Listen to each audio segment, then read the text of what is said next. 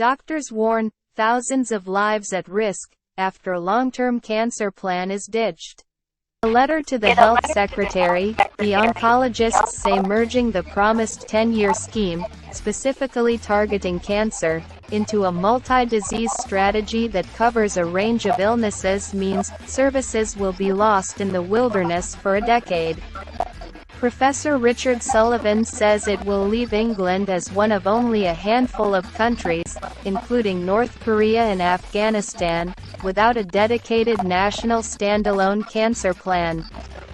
Wales and Northern Ireland have their own strategies, and Scotland is due to publish its strategy shortly.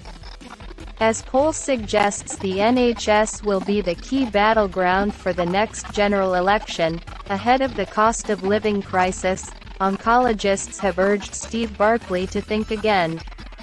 The Sunday Express has learned several major cancer charities and senior specialists are also planning to write to the Health Secretary to express concern. And Cancer Research UK's chief executive Michelle Mitchell accused the government of quietly dropping its long-term cancer plan, which she said could risk causing improved survival rates to falter. The UK has followed a standalone plan since the 1980s as medical advances made treatment specialised. In February last year, following the disruption to services during the pandemic, then Health Secretary Sajid Javid announced a war on cancer, and promised to publish a new 10-year plan. He said, "Let this be the day where we declare a national war on cancer. This plan will show how we are learning the lessons from the pandemic, and apply them to improving cancer services over the next decade." But in an answer to a parliamentary question last week, it was revealed that plan had been ditched. Health Minister Helen Whitley stated it would now be integrated into a new 5-year, major conditions strategy. This aims to combine government commitments on mental health, cancer, dementia, and health disparities into one single program. But Professor Richard Sullivan, Institute of Cancer Policy Director at King's College London, said, "Cancer is one of the most complex and costly diseases that a country has to manage and demands specific strategic blueprints. We are genuinely baffled as to the politics behind this decision. It puts us at total odds with international consensus that countries must have a dedicated national cancer control plan. In the long run, this will cost patient lives and will put improvements in survival that we have seen into reverse.